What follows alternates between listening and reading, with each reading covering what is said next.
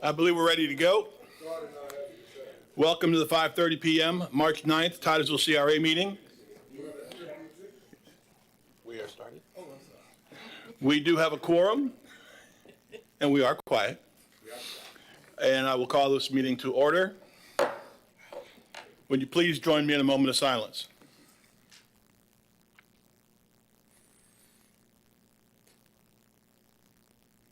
And the pledge.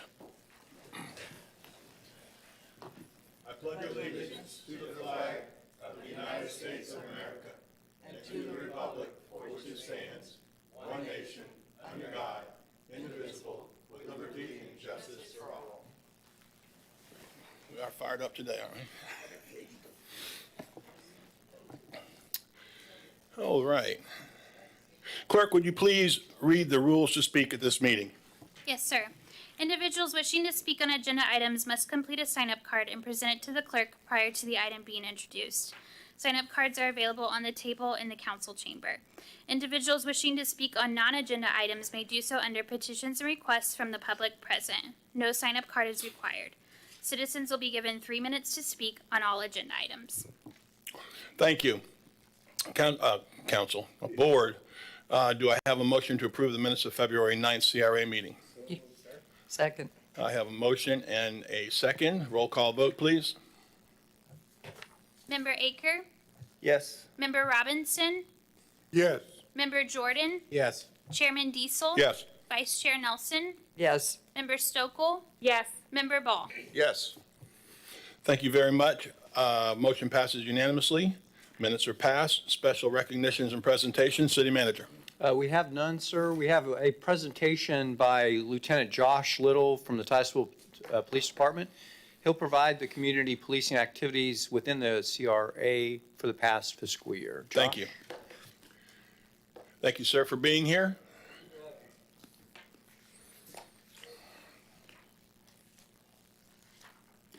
And Lieutenant Little did want me to say this will be a little presentation, so just... Yeah, short. Zing. All right, here we go, sir. Thank you. All right, so I'm here to present the police initiatives for fiscal year 2019-2020. And I'll begin with enforcement activities within CRA. And these numbers here are strictly the numbers that the officers did who were assigned to the details. These do not include the numbers that were done as a whole for the police department agency-wide. So property checks was 872, and I've got to turn this on. Traffic stops 55, and suspicious persons or vehicles or incidents 18. If you look at the traffic stops, the numbers, they appear to be low for a fiscal year. We did roughly 300 hours, I think it was 350 something hours in the CRA. And I will tell you, we received a lot of emails from the downtown merchants, and I talked to Tim Ford quite a bit. We had vagrants that were congregating around the businesses. They were leaving trash. They were leaving trash in the park. So we spent a lot of time on property checks just to kind of get the vagrants away from that area or to improve the area from what our business owners and our residents were seeing. The suspicious persons or incidents, those could be repeat contacts. They are not necessarily 18 specific individuals or 18 specific incidents. They could be repeated numbers. The traffic total yearly, these are the numbers that were done as a whole department-wide. These numbers include everything outside of the hours spent within CRA. So traffic stops were 1,140. And of those 1,140, there were 122, well, let me take that back. I'm going to go back to the previous slide. There were 5 citations written in the CRA district out of those 55 traffic stops. And again, within CRA, we're not about punishing. We're more about traffic enforcement and education. We want people to slow down, and a lot of warnings were written. So the actual fines were not given out. I have, for this next fiscal year, our CRA details do include traffic enforcement details specifically.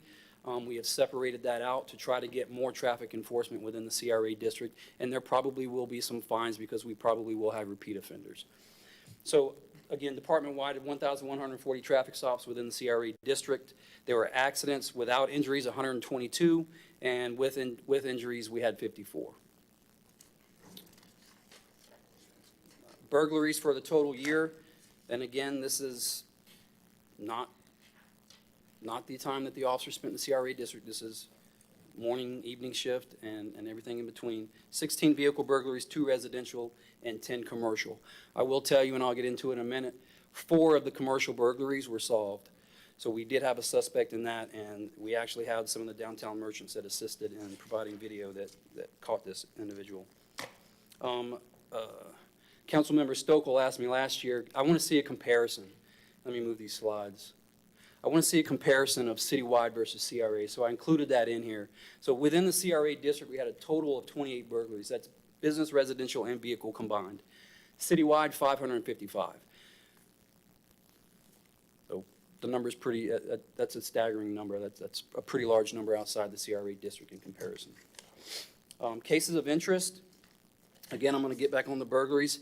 5 Indian River, Harbor Point. We knew we had a guy that was walking around. We knew we had a guy that was pulling on door handles. We had a witness that called in. Patrol responded. They checked out with the guy. The witness ID'd him. He was arrested, and he was charged with that crime. The big case was Chester's Gold and the Hidden Post and/or Noble Real Estate. They had an individual that came onto their property. They had video. They provided that video. Next evening, same suspect comes back on. We're unable to locate, and unknowingly, an individual from the budget called in, referenced an argument. That argument and a subsequent canine track led to that suspect. During the burglary at Chester's Gold, we had a firearm stolen. That firearm was recovered along with $21,580 in property. So those were the 4 burglaries that were solved out of those 10 commercial that you saw on the previous slide. And back to this. Shootings, Budget Motel. Victim, in the parking lot, got shot in the leg, didn't know who did it, have no reason why, suspect's unknown, and we were unable to get any leads of the vehicle that left the scene. 7-Eleven, this was a pretty violent crime. Individual got shot in the parking lot of 7-Eleven. Witnesses called it in. We had video evidence to assist. The Road Patrol Division got in a vehicle pursuit. That vehicle pursuit led into a foot pursuit. 3 were arrested, 2 were charged accordingly, and the victim is currently a paraplegic. And that's still going through the state attorney's office. And any questions? Council. I don't know why I call you guys bored. Member Jordan. Thank you very much. I had a lot of questions, but I'm not going to ask them all tonight because everybody's ready to go. Is there a difference between breaking and entering and burglaries? It's the same thing. Oh, it's the same? Yep. Okay. And I was looking at the CRA versus, what was it, 28 and 555 or whatever, right? Or something like that? Yeah, you're about right. Yeah. You talking about the burglaries, the comparison? The burglaries, yeah. Is that compared to a year ago, are we up in the city at all, or? Well, I'd have to pull the numbers for the whole city from last year. I don't have that number in front of me, so I don't know the answer to that. Okay. I would. He's going. You should have that in your annual report. Okay. Compared to Okay. Thank you, sir. page 32 of 66. All right. Thanks. Councilmember Jordan, I will say there's a difference between, I think you might be thinking of trespass and burglary, because there is a difference between that. Trespass being that they didn't enter with the intent to commit a crime. Okay, but if you have breaking and entering, but they don't steal anything, is that still burglary? Only if they have the intent to commit a crime. We could have a trespass. It really depends on what their intent was at the time they went. If a vagrant goes into a business because it's cold, and he's trying to get out of the weather, not necessarily committing a crime within, he's trying to get out of the weather. And I would charge trespass for that if the victim even wanted to prosecute. Okay. And my last question, I've always been interested in police stuff. But as far as the incident at the 7-Eleven, did the victim know the assailants in this? Yes, he did. He did know. Okay. Was it drug related? I do not know that. All right. Thank you. Member Aker. I was looking back over some old reports, and I see that we'd installed some cameras at the did. police department's request. Have those cameras been helpful? They They've have been been utilized. helpful. We did have some downtime on the cameras. We had some electrical issues within the poles themselves, but that has been fixed. I will tell you that our dispatch has access to those cameras now, and I had a conversation with a sergeant on the road on a midnight shift. A call came out in our commons area, and he was able to log on to the camera system. What it was an argument, and a woman was accusing her boyfriend of a domestic violence incident, dating violence, and the sergeant was able to prove on that camera that the boyfriend did not do what the woman said that she did. And he was actually able to, because there's audio on those cameras, he could hear them arguing, and he directed the officer to the location where they were at while the officer was en route. So he was listening before the officer ever got there. Nice. Yeah, they're good. Now, if we have an incident with somebody trying to, approach my patients coming into the office and for money and stuff, how are we supposed to handle that? We've got somebody who's kind of harassing people. How are the business owners supposed to handle, how would you prefer us to handle that? I would call immediately. I would Just call us 911, immediately. Or who do we talk to? Non-emergency line, talk to dispatch and have them send an officer out. Now, for continued problems, that's where we assign officers to do property checks within the CRA. And the same thing we experienced last year, we had, the homeless population coming in, and they were bothering the business owners, bothering the customers, so we spent a lot of time and effort just doing property checks, trying to, we don't want to necessarily force them out, but we don't want them to do what they're doing either. Right. You good, sir? Quick question. What was the effect of the pandemic on the numbers and just basically your observation? Well, I had a conversation with Tom today, and I didn't know this, but apparently people were receiving, I'll call it credits on their insurance, that their payments weren't Right. as high if they didn't drive as much. I do know that for a short period of time, and I'm saying short, maybe 3 or 4 months, there was not a lot of traffic on the road, only because businesses weren't open. For the property checks, with that number, I don't think that was affected. I think that the traffic stops, the number that they were being 55, I think it was low because of traffic. Yeah, that's one reason I was asking when I first saw that. I thought that has to be because there wasn't a lot of traffic for a while. And it is, but that's not the only reason. The other reason is because we were focusing on the homeless population as Right. well. Vice Mayor Nelson. I'm sorry, Member Ball. So I noticed the total number of accidents with injuries is 54, correct? Do you have a breakdown as to how many of those involved pedestrians, if any? I don't, but I can get that for you and give it to you. I think we'd have an interest in knowing whether we're seeing any kind of growth of risk, if you will, to increase pedestrian traffic downtown, which we obviously want to promote. Correct. And People getting hit trying to get across the street. Yep, I'll get that information and I'll forward it to you. Thank you very much. Could we make sure that we all get that? Yeah, I'd like to see that. you just do an update at the next meeting if you want. That's important. That's a good question. Vice Mayor Nelson. I just wanted to say congratulations. I mean, these numbers have really gone down from last year. I mean, I'm looking at the traffic stop, 1140 versus 748. The burglaries, everything's gone down, especially the vehicle burglaries. So you guys must have been out there just, Well, Check it. when you increase your property checks, you're obviously going Yeah. to lower the number of burglaries because you're on foot, you're more visible.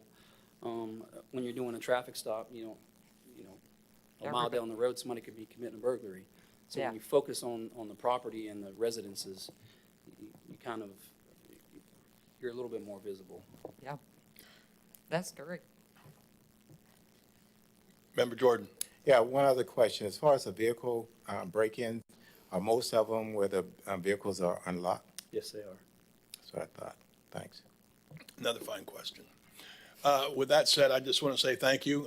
We're very blessed to have the police department we have. Chief Lau does an excellent job, and I know if you just go to the top guy, he'll be the first one to say it's a team effort. It is a team effort, And I know that we are very fortunate. It's been a unique year in a lot of ways. And you guys always seem to answer the bell and do so very well. So I thank you for that. I thank you for your report. And I appreciate you guys. If there's no more questions, we are moving forward. Thank you. Thank you Appreciate very it. much. I appreciate it. City Manager. Yes, sir. And before we move on, a little further discussion on traffic enforcement. The number one traffic enforcement call that we receive is speeding over the AMAX bridge.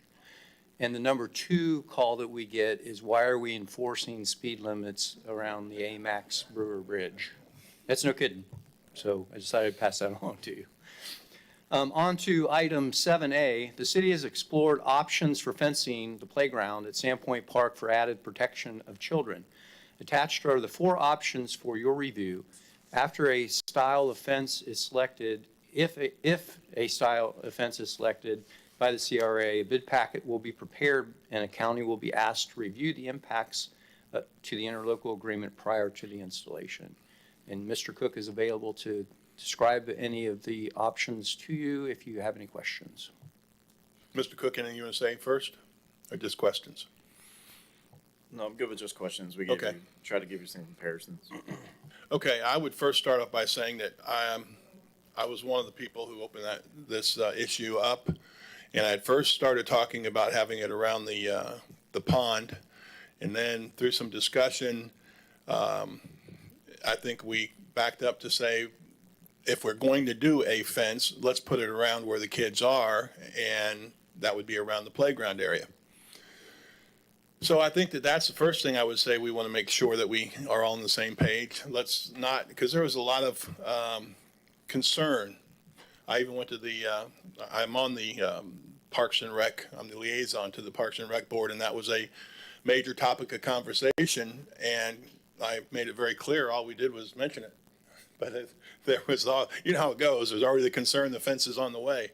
So that, and I got a chance to hear a lot of people. And so I'm definitely backed away from the pond, but I think that the question now is, do we want to put one around the playground area? There are cars now that go through very slow, but there are cars now that go through. And I'll tell you that I'm a little torn right now between, do we really need it? And do we want to make sure that we don't do it after something bad happens? So I look forward to hearing what you all have to say. Member Robinson.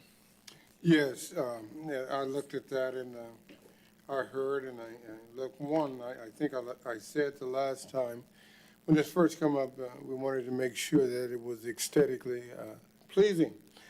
And as the numbers came in, the pictures looked good, great pictures, but only one is aesthetically pleasing. Amen. Yep. And that's the one that runs the highest. I guess there's a correlation between how it looks and how much it costs. Also, my thoughts is that over the years, there has historically been no incident reported, as far as I know. And I think that it's going to take away from the beauty of the park by putting fences up. I think that there should be more education, safety education on family visiting, putting up, maybe we put up some signs that said, make sure that you keep an eye on your children because of the hazards or the dangers that are present. But if we're going to go one and they want to do that, let's make it look good. If my thoughts is, at this point, let's do something else to help the safety of the family visiting the park. Thank you. Very good points. Member Aker. Well, I was just going to comment, when we're looking at fences, I think the most important question is the longevity. Which of these is going to be the most durable over time in a mildly salty environment? Of course, aluminum is going to pit and flake, but cosmetically, I'm not a big fan of the vinyl fences. They don't tend to hold up on the long haul nearly as well as the ones on the first 2 pages. But if I had my druthers, it'd of course be the aluminum one. But if we're not having it, if the risk is real low, do we need to go forward with it is a really good question. You know, you don't always want to change total policies just because one person complained that something might happen, but we just got to really assess the risk first. Oh, and when I started, I kind of was backing away and saying that, you know, do we want to go that expense when we haven't really had an issue? But there's always that, I always use this example, you know, it seems like a train track always gets an arm crossing after something bad happens. So I can see it both ways. Right now, I'd probably lean more what I'm hearing down there. Well, are there regulations within the city that if you have a playground, it's got to be fenced in? I mean, what does the city code require? I've not heard of such. And we have the Now, experts right there. there's fencing around the splash park because that's a state requirement. Something else for your consideration is there's five pavilions around that playground. And my observation was parents are sitting in those pavilions, children are playing, and parents are watching. Yesterday, there was a family that had a bucket of KFC, and the kids were playing and coming back and eating and coming back. So that seems to be the trend, that the parents are socializing under a pavilion, watching their children gather in the park itself. Member Stokel. Yep, I was just gonna say, I was on the fence about this issue. Ha, ha. But I went and drove by it, earlier, I think over the weekend, and I'm leaning towards, I don't think it's necessary at this time. Vice Mayor. I agree with Sarah and everybody else. Looking at it, it looks like there's some speed bumps there. Yes, there are, and the speed limit is 5 miles an hour. Yeah. And I've not seen anybody blasting through there, honestly, with the speed bumps. And just knowing that you're going through a park, most people do exercise caution through there. And there's a bit of a distance between the playground and the pond, which would be the closest pond. So there's some safety in that. And I tend to agree that we have other issues in town that we need to address first. And I would say, coming back to me, full circle here, and I see a couple more lights, but at the same time, I think that I'm hearing what I started off saying, that perhaps we, you know, I kind of, I don't want to say can of worms because that trivializes it. It is an important thing to discuss and look at, and we have. I know I've been out there. I've heard several other members are out there. City manager was out there observing. I go back over here. I think Member Aker and Robinson have both said that it doesn't appear to be an issue. I can tell you that I'm not getting major calls on we need a fence. I'm not getting that. I've had a person or two mention it, and quite honestly, it got mentioned during the time when we were focused on that area. So I would be, agreeable to, we have the studies, we have the pricing, we can hold on to those and see if we change our mind down the road. But right now, I'm not hearing anybody say we need to move forward and do this. With that in mind, I don't know that we need to pick a kind of fence either. Member Jordan? Thanks. I certainly was leaning toward us not doing anything. To me, this is a prime example of an answer looking for a problem. We don't have a problem, so why we want to spend the money? And I think I think we started off with an idea to protect the children from the ponds. Yep. And then now we're talking about protecting them inside the playground. And to me, aesthetically, it just looks bad when you're at a park and you got separation by any kind of fence, whatever fence it is. So I think it's kind of a moot point now. City Attorney, let me ask you a question. I think I brought this up the very first time I mentioned it. I am clearly leaning your way, but at the same time, is there a negligence concern if something tragic did happen and they weren't inside a fence in a playground area next to a road and near a pond? Of course, that would always depend on the particular facts of any given situation. But I can tell you, you can ask, I don't know that we've had any incidents or anything currently that the city is on notice of any concerns. But a negligence case is always looked at the particular situation at the time. Okay, well, that's where I would leave it. I think we have a consensus to take no action. and not move forward, not give a fence preference, not do anything with this, except save it. Are we good with that? Sure, I think Member Ball's light was on. And as soon as I get done, I'll look over at him. Yes, sir. So your answer was supposed to be yes or no. I hear consensus of don't move forward with anything. All right, and then this is where I go to Member Ball. I knew he was there. Well, I'm I going to make wanted it an answer unanimous. first. No, I agree, and I only had a thought, and it kind of goes back to the last topic of community policing and the notion, and the question I asked about pedestrian, numbers of pedestrian accidents.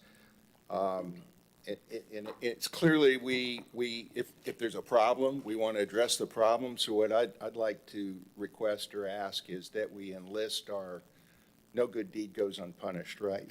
We enlist our very capable and observant officers in the community policing program to make recommendations to us if they see something in the course of doing their job to run up the stats on what happens with various things. If there's things from a public safety standpoint that you think you have any suggestions on how we could make an investment like this and make an improvement, because there is a problem, then I'd be interested in hearing that. And then we're not trying to guess ahead of, because accidents can happen anywhere. Right? Absolutely, absolutely. Okay, with that, I see no more lights. Do we need to go to cards, or since we're not taking any action? I thought not either. So no action. I think that's the proper thing to do at this time. Kevin, you can certainly hold on to that. If we come back around, we go that way. So no action taken. City Manager, we move to the next issue. Yes, sir, we're on to item 8A, which is the FY 2020 Annual Report for the City of Titusville Community Redevelopment Agency. And staff is recommending that you review and approve the FY 2020 Annual Report for the City of Titusville CRA and approve the transmittal to the taxing authorities to meet the March 31st deadline. After the financial audit information has been completed, it'll be added to the report and posted as permitted by Florida statutes. Mr. Ford is available to answer any questions you may have on the annual report. Any comment or summation of the annual report, or did we just want to go to questions? Just questions. Is just a overview of what the CRA has done over the last year. We're required to get it into the city, which is yourselves, by the end of the month, and as a courtesy to the county who contributes to the CRA. Okay, thank you. Board, anybody? Any lights? Anybody? All right. Well, you're not the board yet. I'm going to call cards, though. All right, with that, call the cards, please. Oh, never mind. That's why you went over the other way. I have one card, Stan Johnston. Okay.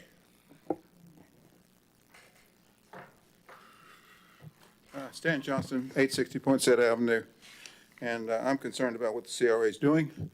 And I sent you an email. Stan, hold on one second. Is the clock running? Okay, thank you. Go ahead. Okay, and I've sent you an email, and it's has to do with all these agenda items, and the CRA is having some problems, just as the council's having problems and the city's having problems. So I've enumerated numerous problems on that on the email that I sent to you, and I'm hoping that you'll look into it, because we've got a problem with the city of Titusville as far as issues. And I noticed the CRA report talks about the possibility of a stormwater master plan that is not within the budget, and it also completely misses the recent sewage spill that we had. And that's certainly of a concern to me, is that it seemed like right there, and especially since we had that I've repeatedly sent to the city concerns, along with Fight for Zero environmental group, of the spraying of the public with sewage. So I believe that this should be addressed in the CRA report, because here we have the public viewing space shots, and we have fountains, And in that particular email that I sent you, it showed that the sewage spray on my car, and it was photographed by the city. And this is certainly of a health concern. And the CRA, I believe, should be very interested in it. Why no one in the council or CRA has objected to the spraying of public with sewage is, and not turning off the fountains. Well, it's unbelievable. It seems pretty stupid. So, but that's what's happened, and I don't see anything in the report about it. But, I mean, we also had many people witnessed, employees and so forth, witnessed the sewage spill going from Sandpoint Park to Spaceview Park. And then on January 12th, nothing was, it just seemed like, oh, what's the sense in reporting this? If nothing happens, it's just ignored. So thank you for letting me speak a little bit about your report, because I think it's certainly amidst some very serious issues. Thank you. Thank you, Stan. If I may add, the report is for fiscal year 2020, which ended September 30th of 2020. I think the incident happened in Correct. This next fiscal year. Thank you. Okay, with that, do I have any more comments? No, I do not. Do I have a motion to approve the annual report as written? So move, sir. Second. I have a motion and a second. Roll call vote, please. Member Robinson? Yes. Member Jordan? Yes. Chairman Diesel? Yes. Vice Chair Nelson? Yes. Member Stokel? Yes. Member Ball? Yes. Member Aker? Yes. Motion passes unanimously. We move on to 8B. On to 8B, staff is in the process of preparing the FY 2022 CRA budget. Direction is requested from the board regarding the funding of possible capital projects within the CRA district. Last year's projects involved funding of lighting, sidewalks, infill, security cameras, building funds for Spaceview Park connecting pier, sewer infrastructure upgrades, and the agency's building grant program. The recommended capital project list proposes to fund street paving, the building grants program, trail town amenities, adds funds towards the future construction of the Spaceview Park connecting pier, and to assist the Water Resources Department in making sewer infrastructure upgrades within the CRA. Other possible projects for the CRA to consider are listed below the line, which includes concrete street repairs in the residential historic district, improvements to the first responders memorial on Stephen House Way, a Scobie Park viewing structure, and the Main Street pedestrian lighting. Mr. Ford is available to answer questions that you may have on your guidance for the CRA CIP for FY 2022.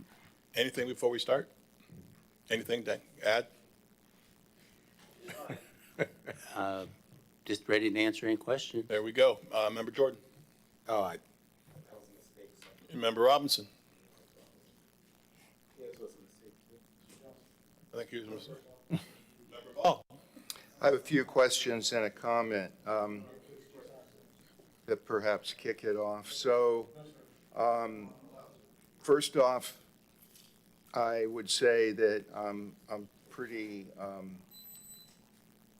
tuned in to the staff recommendations on the categories. I've got a couple of questions. I think, for one, I will say now, I strongly support the street paving continuation, and I think that budget number is approximately the correct one, I hope. That we started that project on the west side of Hopkins over the last year or so, and so I would strongly like to see us continue it.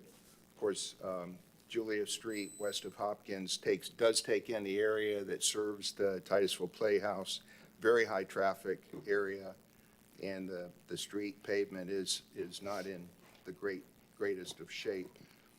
The question I had was with respect to the sewer infrastructure assistance. That's not a lot of money. It's just a question. What does that category mean? What does that $36,000? Plan on doing some lining of pipes. Okay, and what's the scope? I mean, how far would that go? I don't know the mileage or the distance, but that's what Water Resources Director has identified as CRA projects that could possibly be funded with CRA. Well, I think that's another area that I had mentioned, and I think there was some other interest in, I don't know if that's the right number or not, but that the CRA is clearly a stakeholder in the water quality of the lagoon and, in our beautiful downtown area. So we know that we have sewer infrastructure issues, and I favor us contributing to any solutions that we can, even though it doesn't, you won't see it, it doesn't put plants in or beautify the area, so to speak. But that sewer infrastructure issue is one that we need to keep our eyes on. That's it. Totally agree. Member Aker? I agree on the sewer infrastructure. That's always got to be top of the list considering the problems we have. And the concrete street repair seems like a must-do item. That's always been something that even 15 years ago when I was on the board, we were talking about that. One of my concerns is I don't see anything in here, and I know this has been addressed before I rejoined the board, but I don't see anything in here about the downtown parking. I know we've spoke at meetings in the past about planning for perhaps a parking garage at some place in downtown. And I didn't know if there's any planning that we need to budget for with a long-term goal. Is that still part of a long-term goal for downtown? Because I've got, what do we have, 52 parking spaces in that across from the Playhouse there in the middle. Heck, I got 25 employees that take up half that parking lot. And I know during the day, as we infill back with businesses, which is going to happen at a pretty fast pace, judging from the interest, that parking is going to become a problem real quick. And that more than half of it's just going to be taken up by the people that work here. And then certainly if we infill with people living downtown, I'm really concerned with the pace of growth in our town, that parking is going to become our biggest detriment to the downtown growth. And I didn't know if we need to be looking at, are there studies or are there anything that needs to be done from a planning standpoint? I understand something like that doesn't pop up overnight. I just didn't know what our long-term plan was there, and I didn't see anything in here. Anybody? Well, in the past couple of years, we have done some studies, and we found that we have approximately, 1,800 and some parking spaces in the downtown, and we're, at our heaviest use, was only utilizing half of those parking spaces. Now, I understand they're not the most convenient parking spaces, but a parking garage would be a big-ticket item, and you're probably looking at having to bond such a thing and using long-term financing to pay for such a thing. Estimate of that car, we talking 3 million, 5 million? It's about $18,000 per parking space, 150 parking spaces. The latest information I've seen is $25,000 per space. You're probably looking anywhere from $3 to $7 million for a moderate-sized parking garage. All right. What about land acquisition? That would be added to it if you were having to go out and purchase land, or if you were looking to possibly use existing land. You have the Julie Street parking lot, which possibly could be made into a multi-structured parking facility. I know there's been talk of, when a city hall is built, of including a garage with it. But I think those have been pushed off into the future. So. And I have been, even in my time here in the last almost 5 years, we have talked about the parking plans and done parking studies, and I think you brought it up earlier, last year, early when you got here. And we brought that up, but I think you bring up some good points that things are changing, and if things go where we have the, more residents down there, that's going to be a factor in the growth. So, obviously it's not something we're going to, put a shovel in the ground and start on, but I think it's something we need to realize is coming. And I think as the beach wave gets on the tax rolls and the Launch Now facility, 5 million, 3 point something million dollars, that's going to add to your TIF. And then you can maybe start possibly looking at some big ticket items. I believe part of the Hamilton's project of the conversion of Cafe Chocolat, they did buy some property that they plan to use for that facility. It was vacant land, wasn't it, Tim? Yes. Off of the western side of Broad Street. They have purchased property behind is it the Save-A-Lot? To use for parking for some of their tenants. A lot changing down there, and that's a positive thing. I will say this, just because it came up about parking, and I think we and a lot of people use Cocoa Village as the standard. And my wife and I were down there recently and went down there a couple Fridays after football games to a couple places, and they've got parking issues too. We could park, but we were like 5 blocks away from where we were trying to get. And she's got some knee issues, et cetera, and sometimes it's like, let's just not go. So the point I'm making is, and I'm not throwing any darts at Cocoa Village, we talk about them because we admire what they've got there, but at the same time, they don't have any great parking if it's a busy night. So it's just, it's kind of one of those deals. Let's see, Vice Mayor. One of the things that I talked to the city manager about is, given our budget, what would happen if we turned around and really beautified the downtown? I mean, make it shine. What would it cost? What would that look like? And I'm not really sure. I'm hoping Tim has ideas. But really make it attractive. Yeah, Greg has ideas too. I mean, I love the idea of doing the Scobie viewing area. I think that would be nice. Obviously, I like the connecting pier. I did talk to Mr. Luis about could we use any of the money for help with the lagoon, and apparently that's not part of our plan. But I think the Scobie viewing area and really making the downtown shine would be great. And, the first thing I'd say there is that, and I agree, you can always improve it, but I think it looks really nice.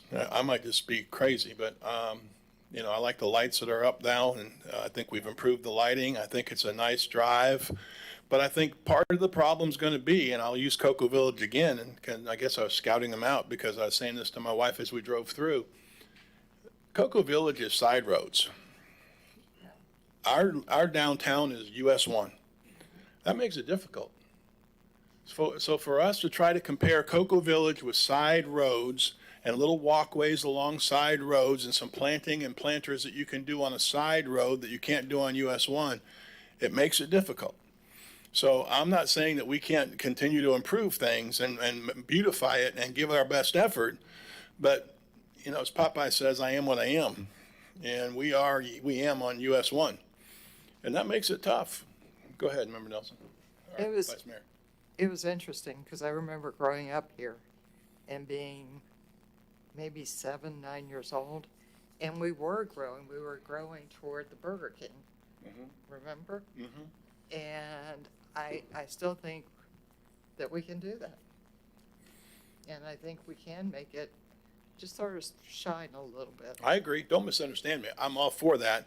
But I think what I want to get out there sometime in a little bit of a reality check is that, Cocoa Village has parking issues too, and so does Melbourne downtown. That's just kind of goes with that sort of area. Cocoa Village is on side roads, and really, so is Melbourne. And we are on US 1, and that's our biggest detriment in my mind. But as we grow, we're going to grow that way. Well, and that would be fine. And when we get there, we can, perhaps, make that happen. So, Member Stokel. Yep, thank you. I guess when I'm looking at the CRA and how I'm kind of viewing our budget, what's most important, I feel like, is the infrastructure, the renovation grants that we've done and the building grants. I feel like, at least when I got on council, we were really struggling to get some life in our downtown. So we can make it pretty and everything, but if we don't have people there, I feel like it was pointless. So I feel like the grants have really helped to get some big people in there. And now that that is happening, to Member Akers' point, I really think that we need to be proactive and planning for this growth that I'm very hopeful we will have. So whether that's land acquisition or a parking garage, rather than, I think, businesses kind of determining where their sporadic parking is, I would like us to maybe control that a little bit more with a more proactive approach to kind of see how do we want our downtown to actually look. As I really do think we're going to have a lot more life. I mean, you can see our population growing, you can see our property values going up. It's going to happen. It's just, what is it going to look like for us? So that's kind of where my mind is, at least at this time, concerning it. And I don't know what that looks like exactly regarding parking. I know we had the parking study, and at the time they said that we didn't need it. I still think it's something we need. Yeah, I agree, things are changing down there, but I would also agree with what you said, and it was said about by 4 or 5 of us. Infrastructure has to be in the first sentence of any discussion on the CRA. Member Ball. I just want to come back to Member Aker and Member Stokel's comments here and say I agree that, you know, we see it coming, we see the growth coming, and at a minimum, we need to be comfortable that we're planning for that. And I've been on and off this board since 1980 something, and I would say that structured parking has come up repeatedly, and it was always off in the future. And I have to confess, I don't even know in our downtown redevelopment plan where we have cited structured parking. I think it has moved a couple of times as the planning process has gone on. It might be useful to revisit that. Where is structured parking programmed? Because I think it's there in our plan. It has been, and if it got dropped out, I don't remember it being dropped out. That doesn't mean we're going to do it. Doesn't mean it happens tomorrow, but it's in the plan for the infrastructure. And I'm just going to voice again that I think it goes hand in hand with the street paving, that the whole notion of growing onto side streets, we're not going to go east very far because of obvious reasons, but I think we're overlooking the potential of the downtown that's west of Hopkins. And there's a lot of vacant lots. There's a lot of lots that could be redeveloped. And you've heard us talk about what the plans for the theater are. So again, it comes back to looking, maybe we need to refresh our downtown redevelopment plan with a notion of future growth opportunities and that we can anticipate and foresee, and where structured parking fits in, or street parking if it has to be, but parking. Member Aker. So two things I want to talk about.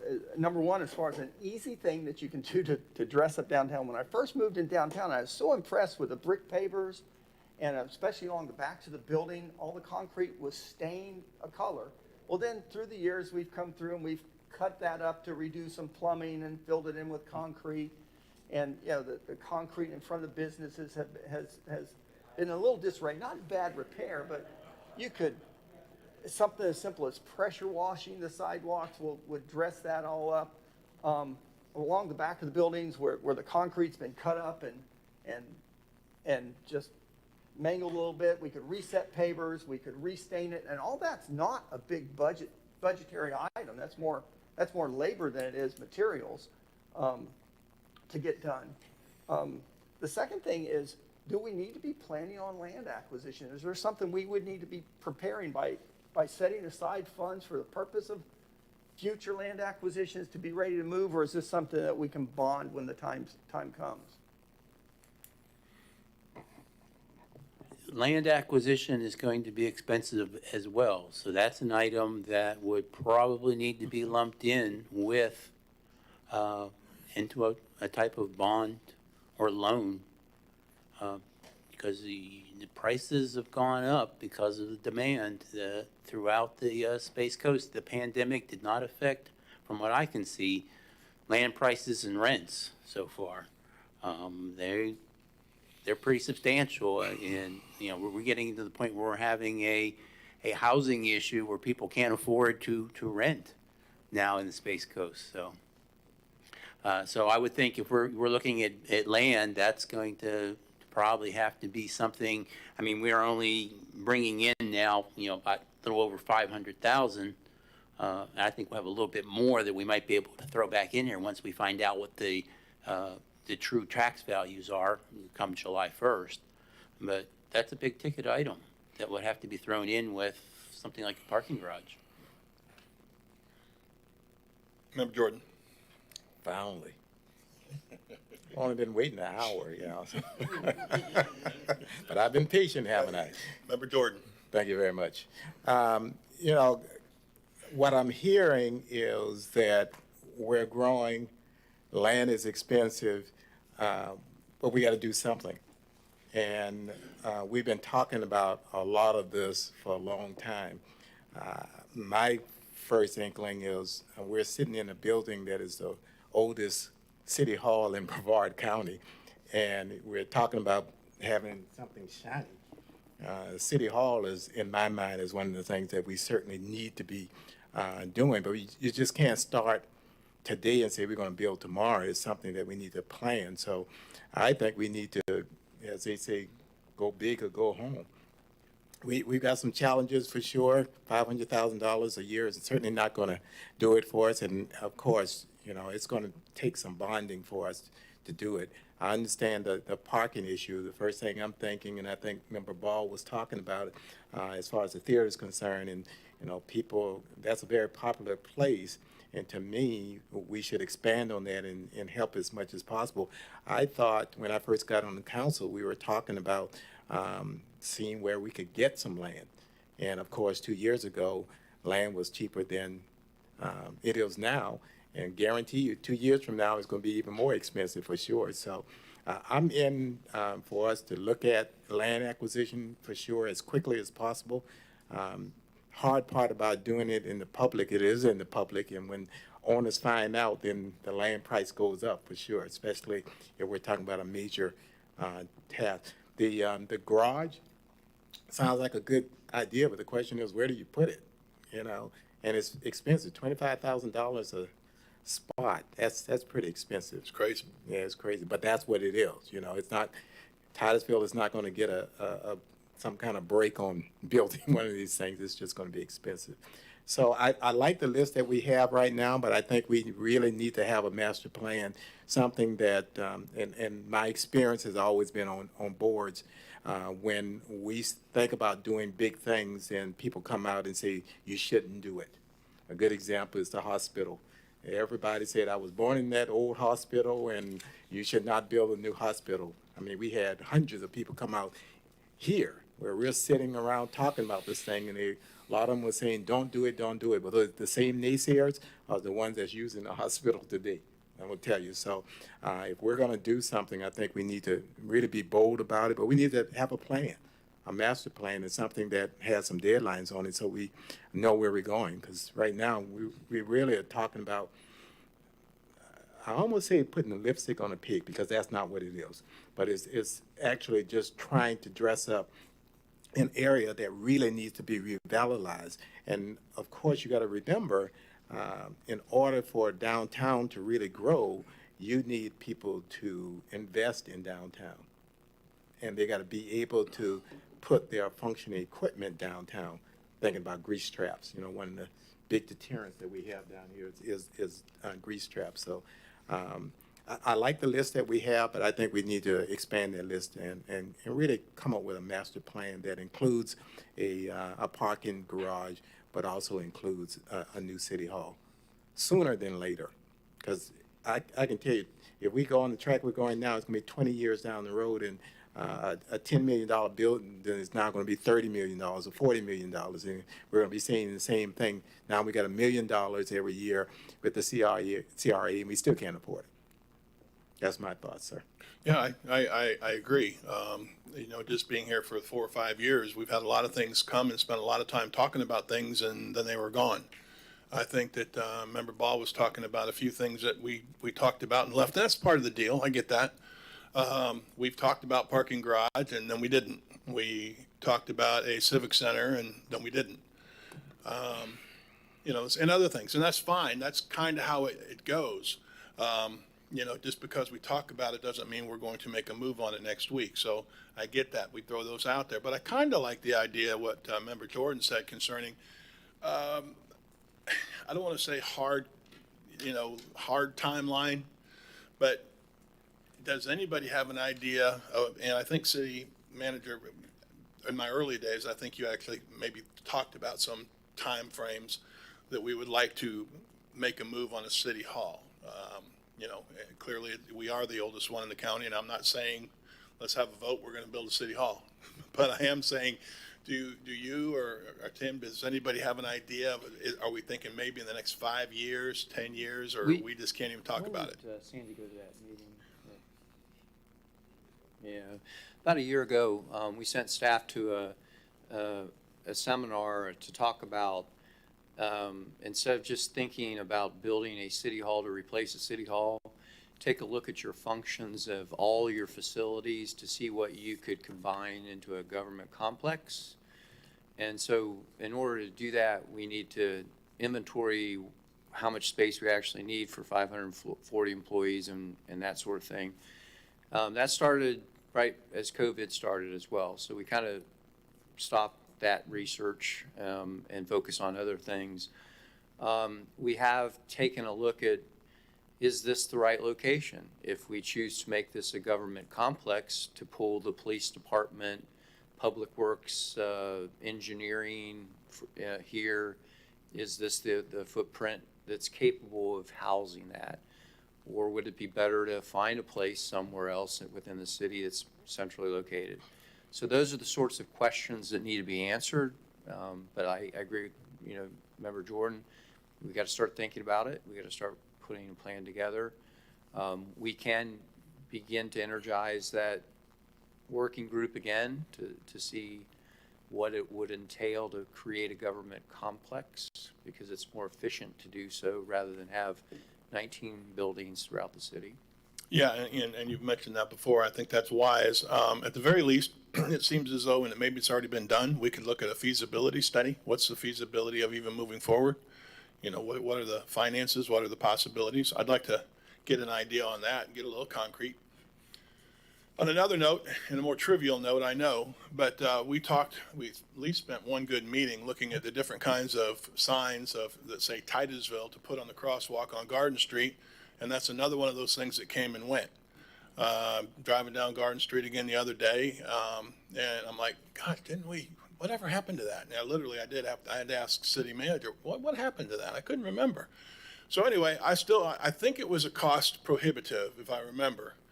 But boy, wouldn't that look pretty impressive? We're talking about aesthetics and looking better and all that stuff. But a big cursive Titusville, and just something to think about. I don't see it anywhere on a list. I'd kind of at least like to see that. That's actually outside of the CRA. That would be a city. So out there with those 555 break-ins now. Well, even at that, we can talk about that later as well. The City Hall is in the CRA.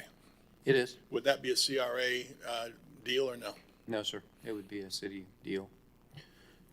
Yeah, the state statutes are such that you cannot fund municipal facilities such as a city hall or fire stations without getting permission from the county. So keep that in mind. Okay. I have one question. Are you looking to move the city hall to a different location? I personally, without the working group, if in fact we are going to bring the police headquarters, other functions into that structure, I don't believe that the footprint currently here is sufficient to do that. So again, we would need to do more research, but that could be, this footprint could be the parking garage that you're That's talking what I was about. gonna say, we just got the property for the parking garage Yeah. at that point. And some cities mask, I don't want to say mask, but you can make a parking garage look like a building. Oh, absolutely, most of the time And- you can't and you can, recognize them. and, make it look aesthetically pleasing. So that would probably be where we'd be leaning towards, is relocating City Hall elsewhere and then allowing this to be your structure for your parking in the downtown. Very good, and certainly, the thought has come and perhaps gone, but there were some buildings perhaps that we could do the old Goodings to the Grove trick and reuse. And, I don't have anything in mind though, but that would, that's just another thought, and we had some things out there to the south, but lots to talk about. Okay, with that, I need to call cards on this topic. Do I have cards on 8B? Yes, sir. One card, Stan Johnston.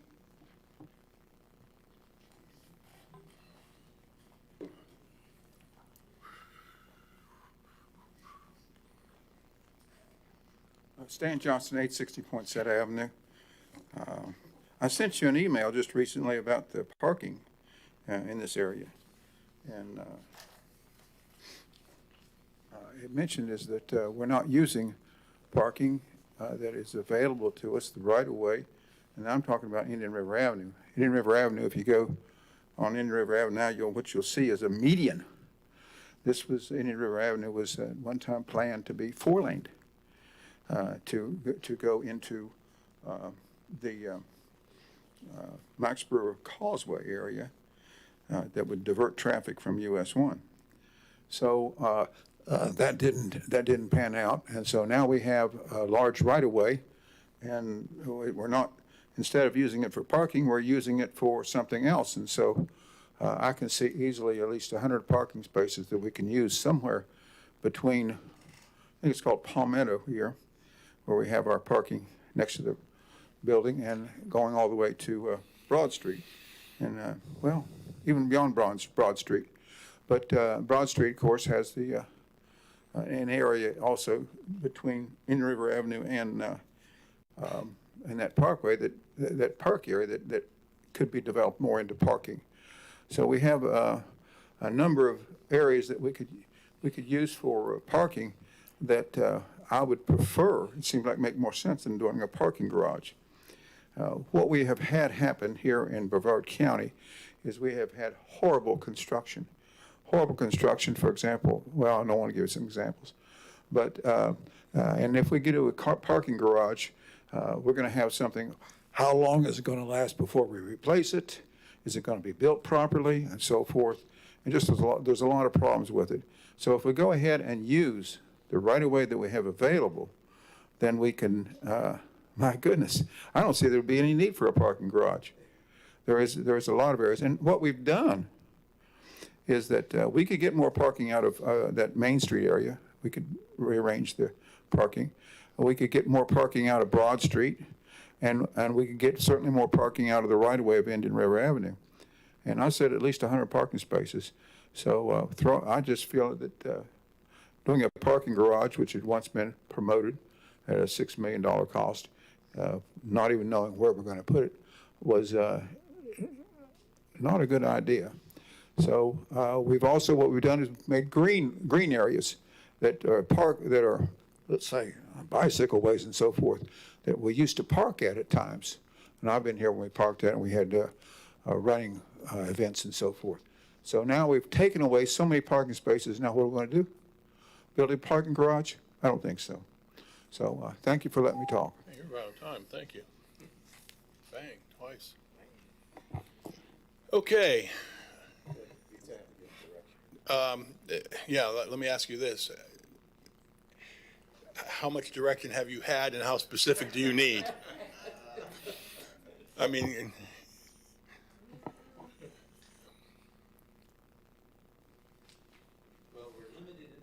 We're limited in our funds that we have available. So I heard that most of you are okay with what we have above the line. Yes. You'd like to see some things below the line, but we may not be able to pay for it today. We might be able to include them once we find out if the values increase, that we can maybe add them in the future. So I will move forward with that. And then you'll have another stab at it as we move through the budget process. And I think that's exactly where we're at. It seems as though, and I looked at this and I heard it 3 or 4 times, this looks good. But we also have some things, some people who have been on this board, hit and miss 10, 15 years, feel like some of the same things have come and gone, that we'd like to make them happen. We have some visions of maybe it's really time to think about a city hall, and maybe not. But, you know, so down below the lines, let's see what we can do. That's what some of the other cities have done. Melbourne in particular, they when they rebuilt their old city hall, they had a parking garage put in next that their employees use, and then it's used by the public after hours. I think Cocoa has some additional parking went in with their new city hall. So that's something that may go hand in hand if it's built in the downtown. And if it's not, then we've got plenty of land to add more surface parking at the least. You put it over there by my Titusville Garden Street sign, right? Get it out so you know.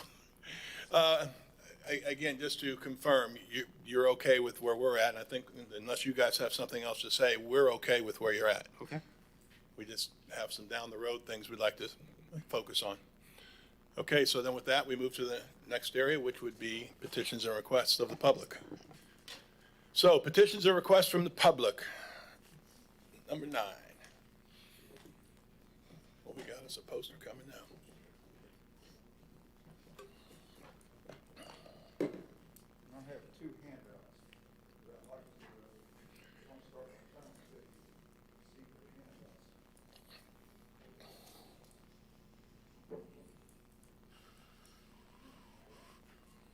Got to work on this handout.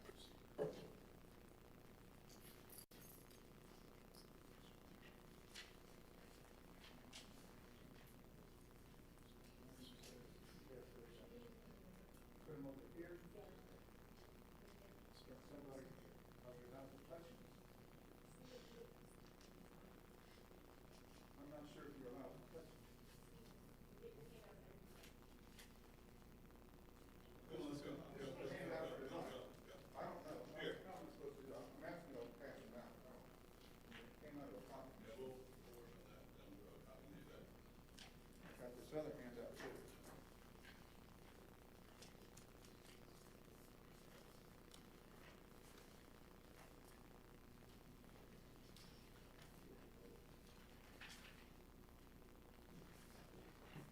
Are you close?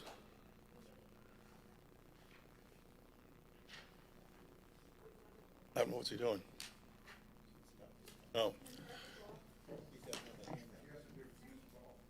right, get up there. Let's go, Stan. All right, start it. Let's go. Well, I'm not allowed to, the thing is, you have rules that I'm not allowed to give a handout until the time of my meeting. Yeah, we'll work on that. So, if y'all would. Maybe we'll give it to the clerk in advance or something like that, because that's a lot of time. It's not my rules, it's your rules. No problem. We'll go. We'll Okay, so I guess this clock started about 15 seconds ago. We got a problem, and I got 2 handouts for you. And the handouts are saying some things as well as these photos.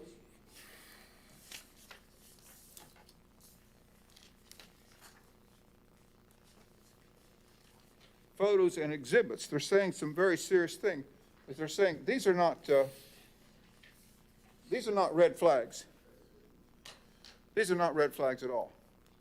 I mean, I've talked to them about red flags, but what these are fireworks. Kaboom! Because what it's saying here is that we've got big problems. We've got, for example, this top thing that says we've got a ticking time bomb. And that is that the city of Titusville is ignoring the fact that, I'm not saying, Mr. Robinson, that water flows downhill. It's God's law. And so what we have is a ticking time bomb of that the city of Titusville is not maintaining floodways. Now, I'm bringing this to the CRA's attention because you got to think about what the heck kind of intelligence is someone who would who would do these, and these, for example, all these things, like here. What in the heck's going on here? We've got pumps on top of a dam.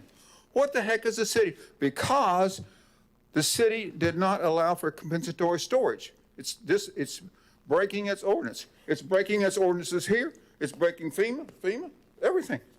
City of Titusville is in other words, what our city and our council members are ignoring. Laws, common sense, everything. This is what I call, someone might call it, well, let these pictures speak for themselves. It's saying that the city is going through a very serious problem of stupidity, gross stupidity. These are fireworks. They're not just red flags. And the city, and right now it's being led by, right now, Scott Larice and our city attorney. And they don't seem to have a clue with what's going on. It's malfeasance of office. It's arbitrary and capricious decisions are being made. And you guys, may I have another 2 minutes? Anybody, wait, now you're taking your time. Keep going. Okay. All right. I'm sorry to tell this thing, but the city of Titusville is. Finish that sentence. Finish that sentence. Okay. Did y'all say no? Said no to your extra time. I'm going to let you finish that sentence. Go. Okay. Well, I'm concerned because, we're on a path of self-destruction. All of you people in front of me, except for Mr. Robinson, and over here, the city is on a path of self-destruction. So all right. Thank you. Okay. Appreciate it. Thank you very much. Anybody else have a petition or request?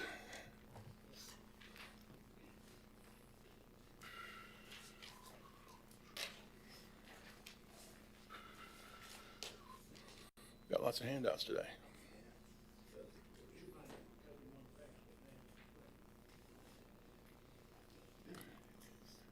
Sir, I just wanted to let you know this is still the CRA meeting, council meeting will start after. This is a CRA meeting? Yes, sir. We're about to finish. Okay. All right, so you're going to put that on hold.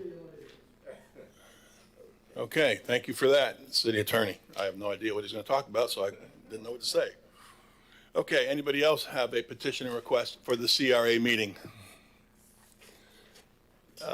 City manager. Yes, sir. Item 10A is the executive director's report that has no action items. For your information, subject to your questions. Any questions? Any comments? City attorney, anything? We will adjourn this meeting and we will begin back at 6:55. Meeting adjourned.